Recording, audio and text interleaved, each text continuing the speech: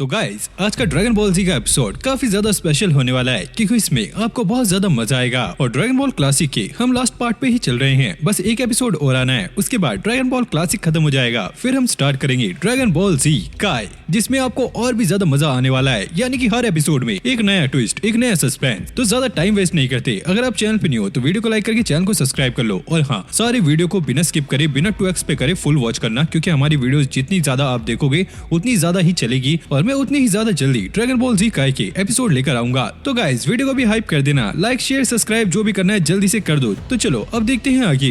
फिर हम बुल्मा और उसके साथियों को देखते हैं जो कि मास्टर रोशी के घर पे थे। उलोंग ये नोटिस करता है कि ट्रैकर में सातों की सातों ड्रैगन बॉल एक जगह दिखाई दी थी। सबको ऐसा लगता है कि शायद मास्टर रोशी किंग पिकलो के सामने आ गए हैं और उनका आमना सामना होने वाला है। वहीं किंग पिकलो मास्टर रोशी को वो 2 ड्रैगन बॉल निकाल के दिखाता है, जिसके बाद वो दोबारा से उन्हें मुंह में रख लेता है और वो उनसे कहता है, अगर तुम्हें ये ड्रैगन बॉल चाहिए तो कोई मेरे सामने भेजो जो मुझसे फाइट कर सकता है और उसे मैं ये ड्रैगन बॉल दे दूंगा। और मास्टर रोशी भी इसके लिए तैयार थे। जिसके बाद किंग पिकलो मास्टर रोशी पे अटैक कर देता है। वो उन्हें काफी बुरी तरीके से मार रहा होता है, लेकिन मास्टर रोशी फिर भी दोबारा से खड़े हो जाते हैं और ऐसे ही लगातार चल रहा होता है। मास्टर रोशी जब भी दोबारा खड़े होते हैं उनके फेस पर एक स्माइल होती है। किंग पिकलो को समझ नहीं आता कि वो खुश क्यों हो रहे हैं। मास्टर रोशी कहते हैं, मेरे पास एक प्लान है, क्या तुम भूल गए? मैंने और मेरे मास्टर ने मिलकर तुम्हें हराया था। जब किंग पिकलो को ये याद आता है वो काफी ज्यादा डर जाता है। वहीं हम गोकू और याजिरोबी को देखते हैं जो कि उसे कोरियन टावर के पास लेकर जा रहा होता है। यहाँ पे मास्टर रोशी उस टेक्निक को परफॉर्म करने वाले होते हैं जिस टेक्निक से इसके मास्टर ने पहले भी किंग पिकलो को कैद किया था। और जैसे ये परफॉर्म करने लगते हैं किंग पिकलो और भी ज्यादा डरने लगता है। अब टीएन की भी थोड़ी सी आंखें खुल गई थी और वो ये देखकर काफी ज्यादा शॉक होता है कि मास्टर रोशी ये टेक्निक परफॉर्म कर रहे हैं और इसमें उनकी जान भी जा सकती है, क्योंकि ये टेक्निक परफॉर्म करने में पूरी लाइफ फोर्स लगती है। और किंग पिकलो यहाँ से भागने की ट्राई कर रहा होता है, लेकिन मास्टर रोशी उसे भागने नहीं देते। और मास्टर रोशी जिस जार में इसे बंद करने वाले थे उसका ढक्कन अपने आप ही बंद हो जाता है, जिस वजह से किंग पिकलो इसमें कैद नहीं हो पाता और इस वजह से वो यहाँ पे बच जाता है। लेकिन मास्टर रोशी अब मर चुके हैं क्योंकि उनकी पूरी लाइफ फोर्स इसमें यूज हो गई है। ये देखकर टीएन काफी ज्यादा रो रहा होता है। वहीं किंग पिकलो बहुत ज्यादा खुश था। और मास्टर रोशी के मरने के बाद उसके पास वो 5 ड्रैगन बॉल आ गई थी और वो अपनी 2 ड्रैगन बॉल मिलाकर 7 ड्रैगन बॉल को पूरा कर लेता है, जिसके बाद वो ड्रैगन शैनरॉन को भी समन कर लेता है। फिर हम बुल्मा और उसके साथी को देखते हैं। वो मॉनिटर पे देखते हैं अब फिर से ड्रैगन बॉल दिखने लग गई है और उन्हें ऐसा लगता है कि मास्टर रोशी ने ड्रैगन शैनरॉन को समन कर लिया है, क्योंकि चारों तरफ अंधेरा छा चुका है। वहीं अब ड्रैगन शैनरॉन सामने आ गया था। वो किंग पिकलो से पूछता है, बताओ तुम्हारी क्या विश है? लेकिन किंग पिकलो यहाँ पे नाटक कर रहा होता है। टीएन चियासू से कहता है, तुम कुछ भी करके इसकी विश को रोको। अब जैसे वो विश मांगने वाला होता है चियासू वहाँ पे चिल्ला देता है, मैं चाहता हूँ कि किंग पिकलो पूरे यूनिवर्स से खत्म हो जाए। लेकिन शैनरॉन उसकी बात नहीं सुनता और किंग पिकलो गुस्से में आकर चियासू पे अटैक कर देता है, जिससे चियासू भी यहाँ पे मारा जाता है। अब किंग पिकलो अपनी विश मांगता है और वो अपनी प्राइम बॉडी मांगता है जैसे वो जवान हुआ करता था, ताकि इसकी पूरी पावर वापस आ जाए। और ड्रैगन शैनरॉन इसकी विश पूरी कर देता है और किंग पिकलो दोबारा से जवान हो जाता है और अब वो पहले से भी ज्यादा ताकतवर हो चुका है। जबकि ये इतना ज्यादा ताकतवर हो चुका है तो इसे अपनी पावर कहीं तो आजमानी थी।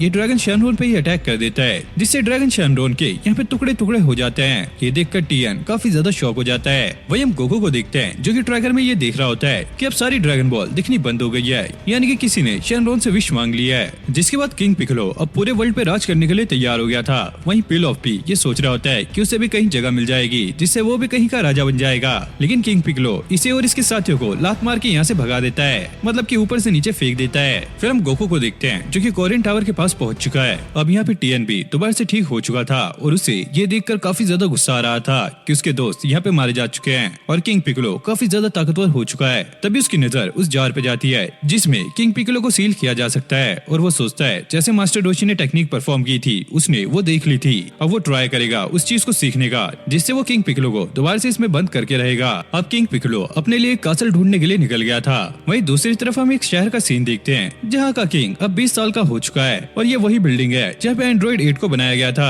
अब किंग पिकलो यहाँ पर पहुंच चुका था। फिर हम गोकू को देखते हैं जो कि कोरियन टावर के पास पहुंच चुका है और वो ऊपा और उसके डैड से मिलता है। उसके डैड उन्हें ऊपर जाने में काफी ज्यादा मदद करते हैं क्योंकि वो उन्हें ऊपर फेंक के मारते हैं, जिससे उनका आधा सफर काफी तेजी से पूरा हो जाता है। वहीं दूसरी तरफ हम बुल्मा और उसके साथियों को देखते हैं जो कि अब यहाँ पे पहुंच चुके थे और वो मास्टर रोशी और चियासू को देखकर काफी ज्यादा शौक होते हैं क्योंकि ये लोग मारे जा चुके हैं और उन्हें ये देखकर काफी ज्यादा गुस्सा आ रहा होता है। अब टीएन इन्हें बाय बोलकर यहाँ से निकल जाता है। वहीं किंग पिकलो उस शहर में आ चुका था और आते ही वो यहाँ पे तबाही मचाने लगता है। अंदर हम देखते हैं यहाँ का जो किंग था वो स्पीच दे रहा होता है और यहाँ पर वो लड़की भी होती है जो कि स्नो विलेज में गोकू की दोस्त बनी थी और स्नो विलेज के सभी लोग ये इंटरव्यू टीवी पे देख रहे होते हैं। अब अंदर न्यूज मिलती है कि बाहर कोई हमला कर रहा है और अब किंग पिक्लो अंदर हमला करते हुए पहुंच जाता है और सभी लोग यहाँ से भाग गए थे।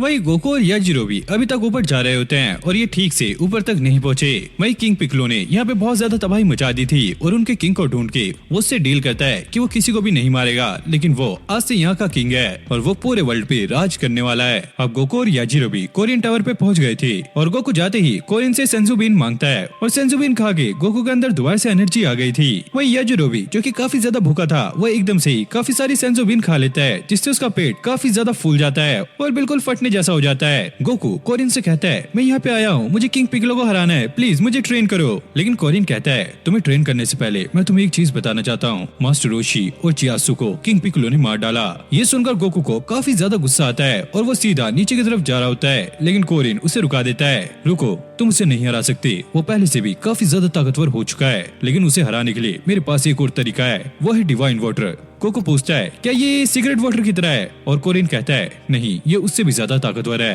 फिर हम बुल्मा और उसके साथी को देखते हैं जो कि अपने दोस्तों को काफी ज्यादा याद कर रहे होते हैं। यहाँ पे ना तो क्रिलिन है, ना मास्टर रोशी और ना ही चियात्सु।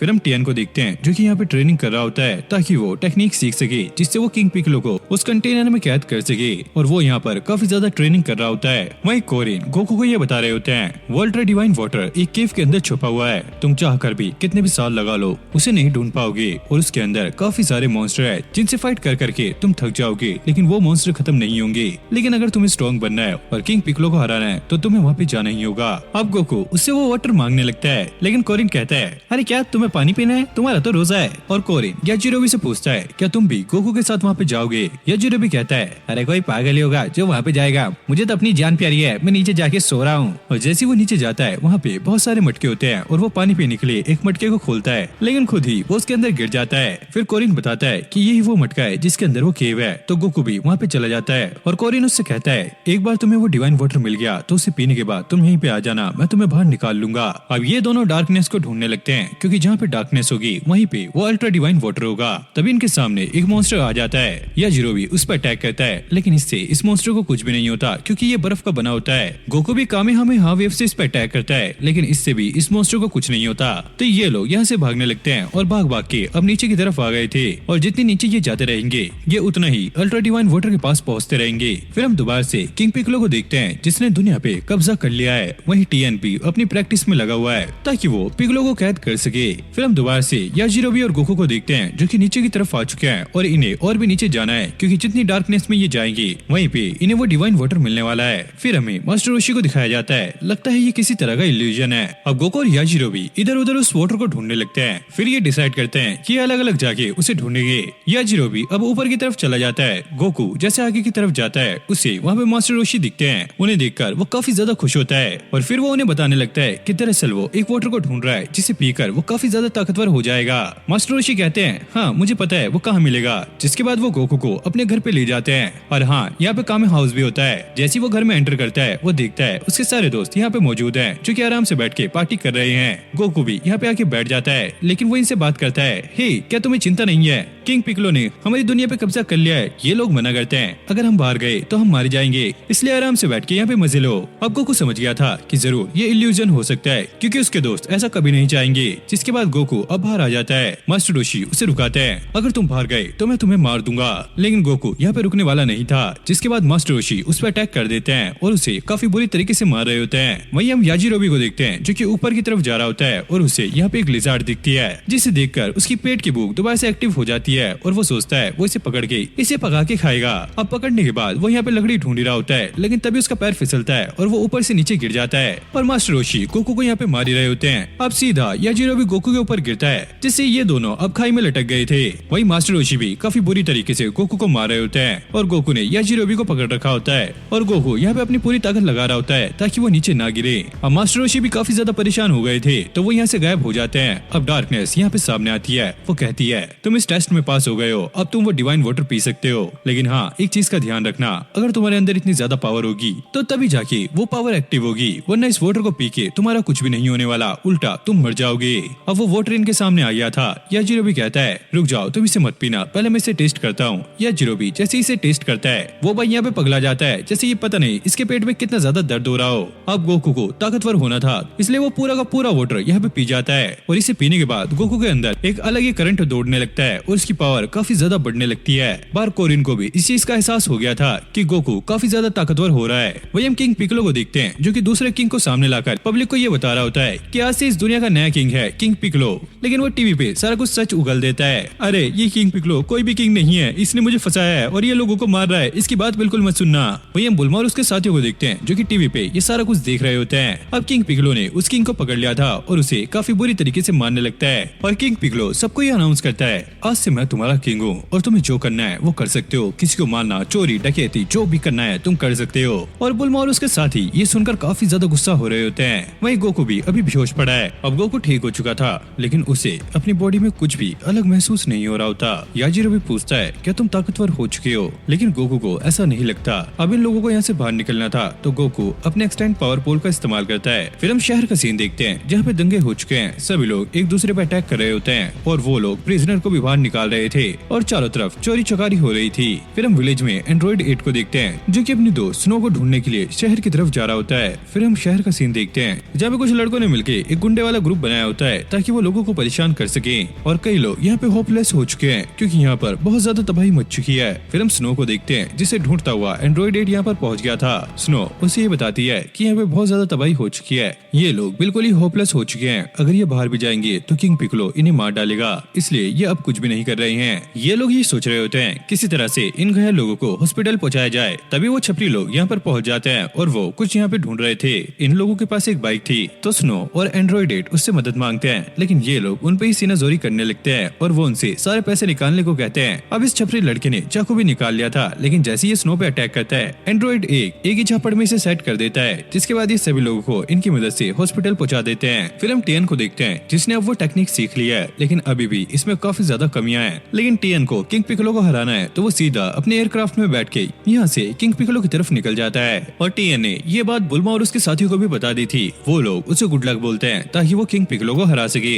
वहीं हम गोकू को देखते हैं जो कि अब बाहर आ चुका है, लेकिन उसे अपनी बॉडी में कोई भी फर्क नहीं दिखता। अब कोरिन भी उससे पूछता है क्या तुम्हें अपनी बॉडी में थोड़ा सा अलग फील हो रहा है? हाँ, थोड़ा सा तो अलग फील हो रहा है, मेरी सुनने की पावर काफी ज्यादा बढ़ गई है और मैं किसी भी चीज को आसानी से सेंस कर सकता हूँ। तभी गोकू को ये सेंस होता है कि किंग पिकलो कहीं पे तबाही मचा रहा है और कोरिन भी ये समझ गया था जितना वो सोच रहा था गोकू की पावर उससे भी ज्यादा बढ़ चुकी है। अब गोकू वहाँ से जा रहा होता है, कोरिन उसे रुकाते हैं, तुम ऐसे जाओगे तो बहुत लंबा सफर होगा। और फिर वो यहाँ पे फ्लाइंग निम्बस को बुलाते हैं। गोकू ये सुनकर काफी ज्यादा शौक होता है, लेकिन जब फ्लाइंग निम्बस यहाँ पे पहुँचता है तो गोकू और भी ज्यादा शौक हो जाता है क्योंकि ये एक काफी बड़ा बादल था। तो गोकू इसमें से एक छोटा सा हिस्सा लेता है और यहाँ से निकल जाता है। वहीं टीएन भी किंग पिकलो की तरफ निकल चुका है। अब किंग पिकलो दोबारा से टीवी पे आके ये अनाउंस करता है आज से मैं इस दुनिया पे रूल कर रहा हूँ, तो इसलिए मेरे पास तुम्हारे लिए गुड न्यूज है। मैंने पूरे वर्ल्ड को 43 सेक्टर्स में बांटा हुआ है और मैं रैंडम एक पर्ची निकालने वाला हूँ और जो भी सेक्टर यहाँ पर आएगा उसे मैं एक ही झटके में खत्म कर दूंगा। और अच्छी बात यह है कि तुम्हें दुख का बिल्कुल भी एहसास नहीं होगा क्योंकि तुम काफी जल्दी मारे जाओगे। और हर साल मैं ये करने वाला हूँ, यानी कि 43 ईयर्स तक ये चलता रहेगा, एक एक सेक्टर में तबाह करता रहूंगा। सभी लोग ये न्यूज देख रहे होते हैं, सभी लोगों को बहुत ज्यादा गुस्सा आता है। फिर हम ऑक्स किंग को देखते हैं। चीची उससे ये पूछती है डैड क्या आप इसे हरा नहीं सकते? ऑक्स किंग यहाँ पे मना कर देता है, लेकिन तभी चीची को गोकू की याद आती है और वो अपने डैड से पूछती है क्या गोकू इसे हरा देगा? ऑक्स किंग कहते हैं भले ही गोकू ताकतवर है लेकिन वो इसके सामने नहीं टिक पाएगा। फिर हम गोकू को देखते हैं जो कि फ्लाइंग निम्बस पे बैठ के काफी तेजी से किंग पिकलो की तरफ जा रहा होता है। फिर हम कोरिन और याजिरोबी को देखते हैं। याजिरोबी ये कह रहा होता है मुझे भी गोकू के पास जाना है, क्या मैं फ्लाइंग निम्बस लेके जा सकता हूँ? कोरिन कहते हैं फ्लाइंग निम्बस का इस्तेमाल करने के लिए तुम्हारे दिल का साफ होना जरूरी है। याजिरोबी कहता है क्या तुम्हें मेरे ऊपर शक है? मेरा दिल काफी ज्यादा साफ है। और वो एकदम से फ्लाइंग निम्बस के ऊपर कूद जाता है, लेकिन ये बड़ा सा बादल उसे नीचे गिरा देता है। अब सीधा वो नीचे आ गया था, यानी कि ऊपा के डैड के पास, और वो यहाँ से गोकू के पास जाने वाला है ताकि वो उसकी मदद कर सके। अब किंग पिकलो टीवी पे अनाउंस कर रहा होता है पिकलो डे आज से मनाया जाएगा। मैं पहले एक पर्ची निकालता हूँ और यहाँ पे सेक्टर 29 आया था और ये वही सेक्टर है जहाँ पे बुल्मा का घर है। फिर हम उसी सेक्टर को देखते हैं जहाँ पे सभी लोग इधर उधर भाग रहे होते हैं। यहाँ पर काफी ज्यादा रश लगा हुआ था क्योंकि ये एक मेट्रो सिटी है, तो यहाँ पे गाड़ियाँ भी बहुत सारी हैं। बुल्मा और उसके साथी ये न्यूज देख रहे होते हैं और उन्हें ये देखकर और भी ज्यादा गुस्सा आने लगता है। लेकिन तभी यहाँ पे कुछ लोगों ने अटैक कर दिया था और वो इनसे इनके सारे पैसे मांग रहे होते हैं। और फिर यहाँ पे एक जानवर से आके बुल्मा को छेड़ने लगता है, लेकिन यामचा उसे काफी बुरी तरीके से मारता है। अब दूसरा बंदा यामचा पे अटैक करने वाला था, लेकिन लॉन जाकर उसे भी ढेर कर देती है। ऐसी ये इन लोगों को मार के यहाँ से भगा देते हैं। फिर हम दोबारा से टीएन को देखते हैं जो कि काफी तेजी से किंग पिकलो की तरफ जा रहा होता है। वहीं किंग पिकलो अब सेक्टर 29 की तरफ जा रहा होता है ताकि वो उसे तबाह कर सके और किंग पिकलो डे बना सके। लेकिन यामचा वहाँ पर पहुँच जाता है और उसे रुकाकर फाइट के लिए चैलेंज करता है, जिस पर किंग पिकलो यहाँ पे मान जाता है। अब टीएन यहाँ पे फाइट करने के लिए तैयार हो गया था और वो धीरे धीरे किंग पिकलो की तरफ जा रहा होता है ताकि वो टेक्निक परफॉर्म कर सके। क्योंकि इसकी टेक्निक में थोड़ी सी कमी है तो इसे किंग पिकलो के पास जाना होगा ताकि ये सही से टेक्निक को परफॉर्म कर सके। किंग पिकलो उसे रुकाता है, अभी तुम इतने भी ताकतवर नहीं हो जो कि मुझसे फाइट करो, इसलिए तुम मेरे बेटे से फाइट करो। और फिर वो अपने मुंह से एक मॉन्स्टर को बाहर निकालता है जो कि काफी ज्यादा बड़ा होता है, क्योंकि पहले इसने बहुत सारे मॉन्स्टर बनाए हैं, उनके साइज काफी ज्यादा छोटे थे। लेकिन अब किंग पिकलो भी काफी ज्यादा ताकतवर हो चुका है तो इसके मॉन्स्टर भी बहुत ज्यादा बड़े बन रहे हैं। अब उस मॉन्स्टर और टीएन में फाइट स्टार्ट हो गई थी। टीएन को ऐसा लग रहा होता है कि ये मॉन्स्टर मोटा है तो ये काफी ज्यादा स्लो होगा, लेकिन ऐसा कुछ भी नहीं होता। वो मॉन्स्टर काफी ज्यादा फास्ट होता है और वो टीएन को बहुत बुरी तरीके से मार रहा होता है। टीएन अलग अलग तरीकों से उस पर अटैक करता है, लेकिन कोई भी यहाँ पे काम नहीं आता। और टीएन की एक टेक्निक भी थी जिससे वो अपने शरीर को काफी ज्यादा हार्ड कर लेता है, लेकिन ये मॉन्स्टर इसे इतना ज्यादा मारता है कि वो टेक्निक भी ये यहाँ पे यूज नहीं कर पाता। वहीं हम गोकू को देखते हैं जो कि किंग पिकलो की तरफ ही बढ़ रहा होता है, लेकिन तभी अचानक उसे एक आवाज सुनाई देती है। फिर हम ऑक्स किंग को देखते हैं जिसे काफी सारे सोल्जर्स ने घेर लिया था और ये सारा कुछ वो किंग पिकलो के कहने पे कर रहे थे, क्योंकि किंग पिकलो को ऐसा लगता है कि ये बंदा भी काफी ज्यादा ताकतवर है और वो इसके बीच में आ सकता है। अब जैसे वो उस पर अटैक करते हैं गोकू आकर उन्हें बचा लेता है। ये देखकर चीची और ऑक्स किंग काफी ज्यादा इंप्रेस हो जाते हैं, जिसके बाद गोकू फिर से किंग पिकलो की तरफ निकल जाता है ताकि ज्यादा देर ना हो जाए। और इधर इस मॉन्स्टर ने टीएन को काफी बुरी तरीके से मार रखा होता है। किंग पिकलो का जो साथी होता है उससे कहता है यहाँ पे हमारा रुकना टाइम की बर्बादी होगी, चलो हम अपने मिशन पे चलते हैं और शहर को तबाह करते हैं। लेकिन किंग पिकलो यहाँ पे रुकने का डिसाइड करता है। अब वो मॉन्स्टर टीएन को काफी ज्यादा मारता है, लेकिन टीएन भी अब उस पर भारी पड़ने लगता है और टीएन ने उसे घायल कर दिया था। लेकिन इतना भी काफी नहीं था, वो मॉन्स्टर टीएन को अब और भी ज्यादा मारता है और मार के पिकलो के सामने फेंक देता है। किंग पिकलो कहता है चलो अब बहुत हुआ, इसे मार के अब खत्म करो। जैसे वो उस पर अटैक करने वाले थे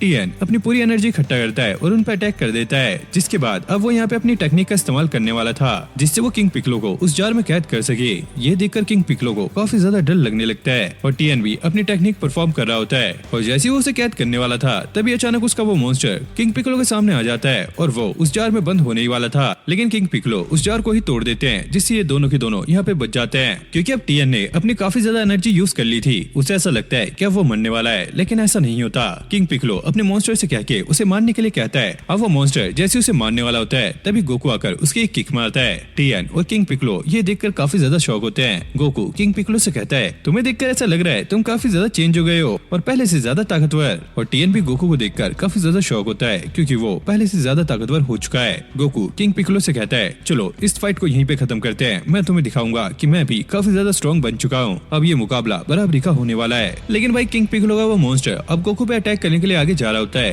टीएन गोकू को रुकाता है कि ये मॉन्स्टर बहुत ज्यादा ताकतवर है, तुम उसके सामने नहीं टिक पाओगे। अब वो मॉन्स्टर कूल बनने के लिए यहाँ पे अपनी रफ्तार दिखा रहा होता है और वो काफी तेजी से यहाँ पे मूव कर रहा होता है। और जैसे वो गोकू पे अटैक करता है गोकू एक ही किक में उसे ढेर कर देता है, जिसके बाद यहाँ पे वो मारा जाता है। ये देखकर सभी लोग काफी ज्यादा शौक होते हैं कि गोकू ने एक ही किक में उसे मार डाला। फिर हम बुल्मा और उसके साथी को देखते हैं जो कि टीएन के पास जा रहे होते हैं ताकि ये उसकी मदद कर सके। यहाँ पे गोकू पिकलो के सामने आ गया था। किंग पिकलो को ये समझ नहीं आता कि गोकू उसे क्यों मारना चाहता है। गोकू यहाँ पे एक्सप्लेन करता है क्योंकि किंग पिकलो ने उसके काफी अच्छे दोस्तों को मारा है, इसलिए गोकू उसे मार के बदला लेगा। जिसके बाद इन दोनों में फाइट स्टार्ट हो जाती है। गोकू यहाँ पे अपनी फुल पावर का इस्तेमाल कर रहा होता है जो कि काफी ज्यादा खतरनाक थी और वो किंग पिकलो को काफी गिरा गिरा के मारता है। अंदर जो इस सिटी का किंग होता है उससे भी ये पता चल गया था कि बाहर कोई आ गया है जो कि किंग पिकलो को मार रहा है। जैसे वो बाहर देखता है ये देखकर वो काफी ज्यादा शॉक होता है क्योंकि ये एक बच्चा होता है और गोकू ने किंग पिकलो को बहुत बुरी तरीके से मार रखा होता है और वो मार मार के उसकी चटनी बना देता है। लेकिन एक टाइम पे आके वो रुक जाता है ताकि किंग पिकलो थोड़ा सा रेस्ट कर सके और किंग पिकलो इसी चीज का फायदा उठाता है और वो गोकू पर एक काफी खतरनाक अटैक करता है जिससे गोकू को काफी खतरनाक डैमेज होता है और सभी को ऐसा लगता है कि शायद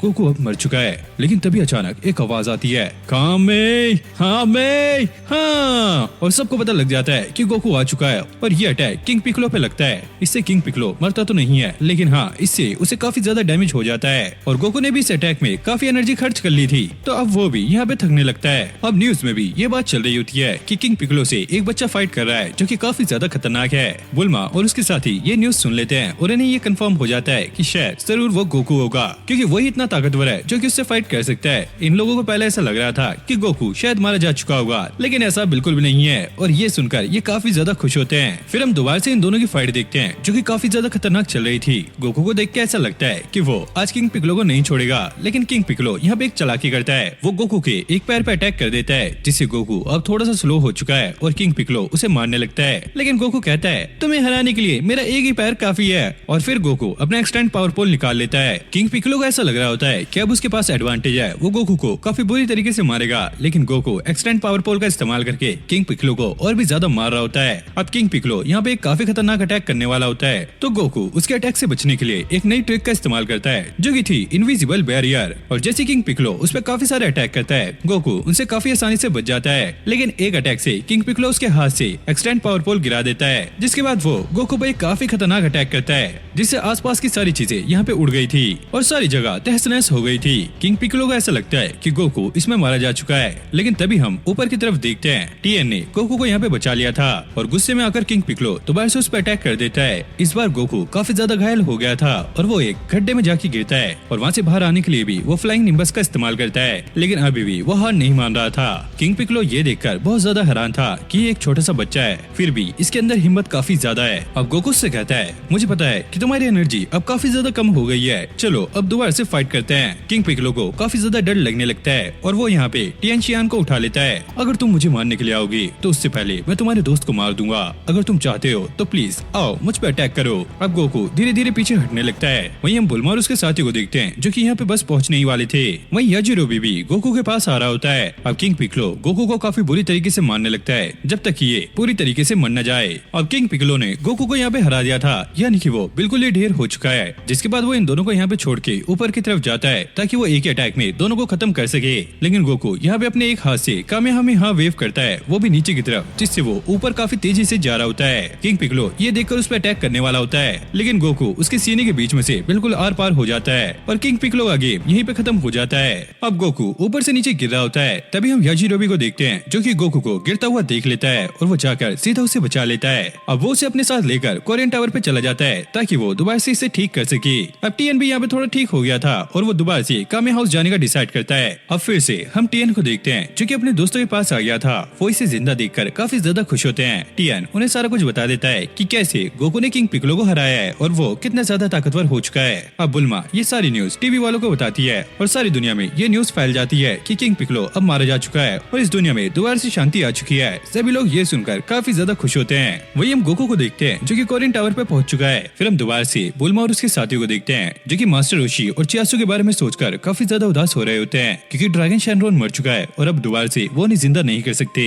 और जो ड्रैगन बॉल पत्थर बन चुकी थी, बुल्मा ने उन्हें भी कलेक्ट किया हुआ है। फिर हम एक बुढ़िया को देखते हैं जो कि नदी के पास कपड़े धो रही होती है, तभी बहकर यहाँ पर एक अंडा आता है जो कि काफी ज्यादा बड़ा था, जिसके बाद ये अपने हस्बैंड को बताती है। जैसे वो इस अंडे को देखते हैं ये टूटने लगता है। इसके अंदर एक छोटा सा बच्चा था जो कि ग्रीन कलर का था। ये देखकर ये लोग काफी ज्यादा डर जाते हैं और यहाँ से भाग जाते हैं, लेकिन इस बच्चे को देखकर ऐसा लग रहा होता है कि ये जरूर किंग पिक्कोलो का बच्चा है। इधर गोकू दोबारा से ठीक हो चुका था। कोरिन उससे ये कहता है जाओ अपने दोस्तों के पास जाओ, उन्होंने ड्रैगन बॉल को इकट्ठा कर लिया होगा जिससे तुम मास्टर रोशी, चियासु और क्रिलिन को दोबारा से जिंदा कर सकते हो। याजिरो भी कहता है तुम्हें क्या लगता है किंग पिक्कोलो इतना ज्यादा पागल था, उसने ड्रैगन शैनरॉन को वहीं पर मार दिया था, इसलिए अब वो ड्रैगन बॉल किसी भी काम की नहीं है। अब ये सुनकर गोकू को काफी ज्यादा गुस्सा आता है। कोरिन उससे कहता है तुम टेंशन मत लो, मेरे पास एक और रास्ता है, क्यों ना तुम उसे ढूंढो जिसने वो ड्रैगन बॉल बनाई थी। और गोकू ये सुनकर काफी ज्यादा खुश हो जाता है और वो गोकू से कहता है तुम्हें ड्रैगन शैनरॉन के क्रिएटर को मनाना होगा ताकि वो ड्रैगन शैनरॉन को दोबारा बना सके। वो इसी टावर के सबसे ऊपर रहता है जिसका नाम है कामे।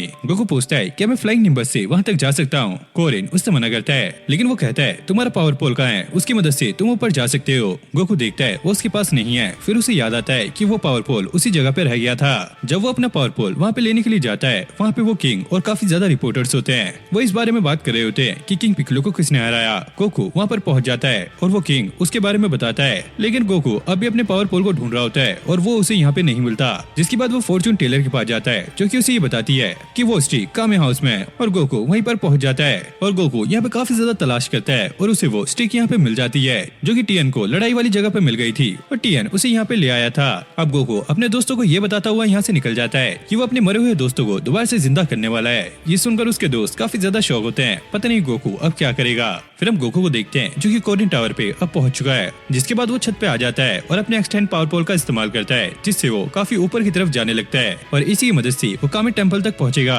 फिर हम बुल्मा और उसके साथियों को देखते हैं जो कि न्यूज देख रहे होते हैं। न्यूज में ये बता रहे होते हैं कि वो गोकू ही है जिसने किंग पिक्कोलो को हराया है और उसे एक मेडल भी मिलने वाला है, लेकिन उनके हाथ अभी तक गोकू नहीं लगा। फिर हम किंग पिक्कोलो के उस बच्चे को देखते हैं जो कि जंगल में अकेला भाग रहा होता है और काफी जानवर उसका पीछा कर रहे थे। इसे ये नहीं पता कि असल में ये है क्या और वो यहाँ पर पहुंचा कैसे और इसका मकसद क्या है, लेकिन जंगल में रहते रहते उसे ये पता लगने लगता है कि आखिरकार वो है कौन और वो क्या क्या कर सकता है। और ऐसे ही वो यहाँ पे रहकर अपने आप को ट्रेन कर रहा होता है। अब गोकू एक्सटेंड पावर पोल का इस्तेमाल करके कामे टेम्पल तक पहुंच चुका था और वो यहाँ पे पोपो नाम के एक जिन से मिलता है। अब पोपो उसे कुछ भी बताने से पहले उसे फाइट के लिए चैलेंज कर देता है। गोकू भी इस पे मान गया था, लेकिन मिस्टर पोपो काफी ज्यादा ताकतवर होता है। अंदर कामे ये बैठ के सारा कुछ देख रहे होते हैं, तभी अचानक वो बाहर आ जाते हैं। गोकू उन्हें सारा कुछ बताने वाला होता है, लेकिन वही गोकू को सारा कुछ बता देते हैं क्योंकि उन्हें सारा कुछ पता होता है। दरअसल कामे किंग पिक्कोलो का ही एक हिस्सा है, वो भी अच्छा वाला, और इनका बुरा हिस्सा किंग पिक्कोलो था जिसे इन्होंने अपनी बॉडी से अलग कर दिया था। और कामे उससे ये कहते हैं तुम्हारे दोस्तों को सिर्फ ड्रैगन शैनरॉन ही जिंदा कर सकता है और ड्रैगन शैनरॉन को जिंदा करने के लिए एक ताकतवर मैजिक की जरूरत होती है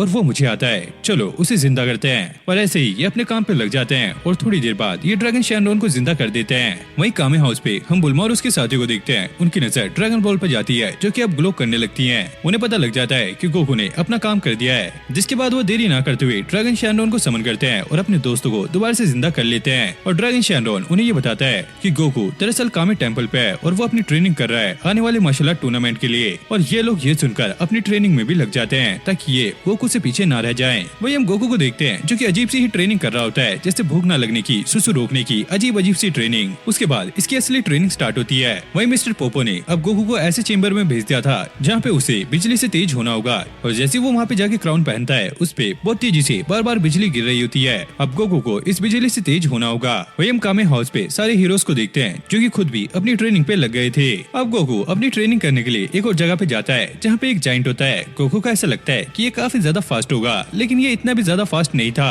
गोकू इसे काफी आसानी से हरा देता है और वो दोबारा से मिस्टर पोपो के पास आ जाता है। मिस्टर पोपो कहते हैं लगता है ये काफी ज्यादा आसान हो गया, मुझे तुम्हें एक ऐसी जगह पे भेजना होगा जो कि तुम्हारे लिए परफेक्ट रहे। फिर गोकू एक टाइम चेंबर में चला गया था जिससे वो पास्ट लाइफ में जाने वाला है ताकि वो ट्रेनिंग कर सके। वही हम मास्टर रोशी के स्टूडेंट को देखते हैं जो कि काफी ज्यादा हार्ड ट्रेनिंग कर रहे होते हैं। मास्टर रोशी उन्हें कहते हैं तुम्हें ऐसी ही हार्ड ट्रेनिंग करनी होगी वरना तुम गोकू से पीछे रह जाओगे। फिर हम एक लड़के को देखते हैं जो कि नहाती हुई एक लड़की को देख रहा होता है और ये एक नंबर का छिछोरा था। फिर हमें पता लगता है हम मास्टर रोशी टाइमलाइन में आ गए हैं जब वो जवान थे और गोकू उनके ऊपर ही आके गिरता है और गोकू यहाँ पे मास्टर शिन से भी मिलता है, जिसके बाद वो उनके मास्टर के पास जाता है जो कि थे मास्टर मोटाइटो सामा और वो उन्हें फाइट के लिए चैलेंज कर देता है और ऐसे ही इन दोनों के बीच में फाइट चलती है। वहीं गोकू के दोस्त ये बात कर रहे होते हैं। गोकू कोरियन टावर पे जाके अपनी ट्रेनिंग करता है तो ये लोग भी वहीं पर जाएंगे ताकि ये ट्रेनिंग कर सके। यहाँ पे हम गोकू को देखते हैं जिसने पास्ट लाइफ में जाके अपनी सारी ट्रेनिंग कर ली है। अब मिस्टर पोपो ने गोकू के लिए एक ओपोनेंट बना दिया था जिसके साथ गोकू फाइट कर सकता है और अपने आप को ट्रेन कर सके और ये गोकू से काफी ज्यादा ताकतवर था और ये गोकू को काफी बुरी तरीके से मार रहा होता है। मिस्टर पोपो से बताते हैं ये ओपोनेंट तुम्हारे से ज्यादा ताकतवर नहीं है बल्कि तुम्हारी ही बराबरी का है,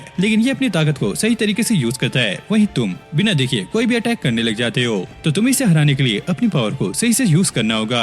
अब गोकू को समझ आ गया था कि उसे क्या करना है, फिर वो यहाँ पे फोकस करता है जिसके बाद वो अपने अपोनेंट को काफी बुरी तरीके से मारता है, यहाँ तक कि वो आंख बंद करके भी उसे मार पा रहा होता है और ऐसे ही वो अपने अपोनेंट को हरा देता है। इससे ही गोकू की सारी ट्रेनिंग खत्म होती है। वहीं गोकू के दोस्त अब भी कोरियन टावर की तरफ ही जा रहे होते हैं, लेकिन अभी तक वो वहाँ पे नहीं पहुंचे और इसी के साथ ड्रैगन बॉल का ये वाला पार्ट यहीं पे एंड हो जाता है। तो गाइस आपको ड्रैगन बॉल में कितना मजा आ रहा है कमेंट करके जरूर से बताना, क्योंकि आगे का एपिसोड और भी ज्यादा इंटरेस्टिंग है। तो वीडियो को लाइक करके चैनल को सब्सक्राइब कर लेना। बाकी मैं मिलता हूँ नेक्स्ट वीडियो में, तब तक के लिए okay take care bye bye.